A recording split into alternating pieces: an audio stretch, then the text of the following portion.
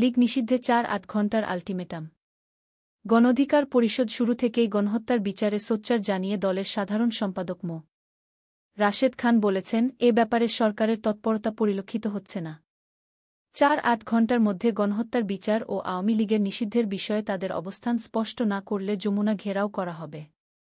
বুধবার ৫ ফেব্রুয়ারি দুপুরে গণঅধিকার পরিষদের কেন্দ্রীয় কার্যালয় আলরাজি কমপ্লেক্সের সামনে অনুষ্ঠিত বিক্ষোভ সমাবেশে তিনি এসব কথা বলেন।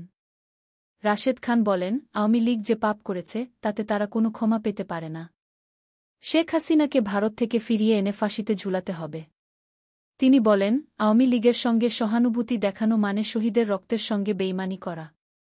এ বেইমানি যারা করবে তাদের অবস্থাও আওয়ামী লীগের মতো হবে।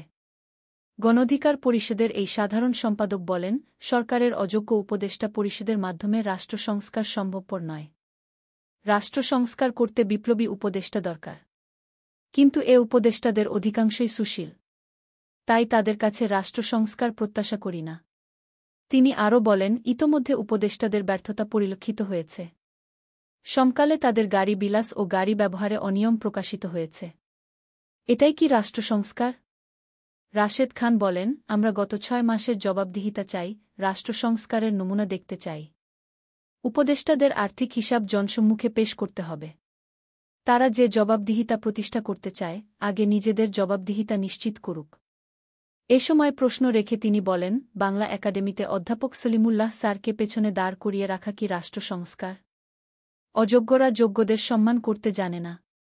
গণঅধিকার পরিষদের সাধারণ সম্পাদক বলেন, আবার সরকারের সারা দেশের সব দপ্তরের কমিটিতে একজন করে ছাত্র প্রতিনিধি দেওয়া হচ্ছে। কমিটিতে ছাত্রদের কাজ কি? সরকারি কর্মকর্তাদের সঙ্গে তাদের খবরদারি খারাপ বার্তা দিচ্ছে। সরকারে কে কোথায় বসবে এগুলো যদি ছাত্ররা ঠিক করে, তাহলে তাদের সম্পর্কে ভুল মেসেজ যাবে।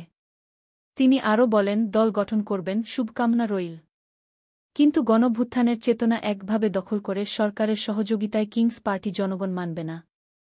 দল গঠন করতে চাইলে উপদেষ্টাদের পদত্যাগ করতে হবে। কিন্তু আওয়ামী লীগের বিচার ও নিষিদ্ধের আগে পদত্যাগ জনগণ মানবে না। এসব করলে জাতি বিশাল সংকটে পড়বে। এ সময় গণঅধিকার পরিষদের মুখপাত্র ও সিনিয়র সহসভাপতি ফারুক হাসানও বক্তব্য রাখেন। তিনি বলেন, আওয়ামী লীগকে নিষিদ্ধের ব্যাপারে সরকারের পক্ষ থেকে কার্যকর কোনো উদ্যোগ আমরা দেখছি না। বরং অনেকাংশেই আমরা দেখতে পাচ্ছি আওয়ামী লীগের বিষয়ে নমনীয়তা ও উদারতা।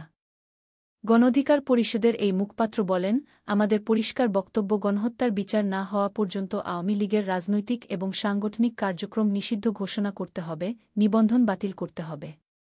ঢাকা জেলা গণঅধিকার পরিষদের সভাপতি অ্যাডভোকেট শেখ শওকত হোসেনের সভাপতিত্বে বিক্ষোভ সমাবেশে উচ্চতর পরিষদ সদস্য মাহফুজুর রহমান, সহসভাপতি আব্দুর রহমান, জাফর মাহমুদ, ঢাকা মহানগর দক্ষিণের সাধারণ নুরুল করিম শাকিল প্রমুখ বক্তব্য রাখেন।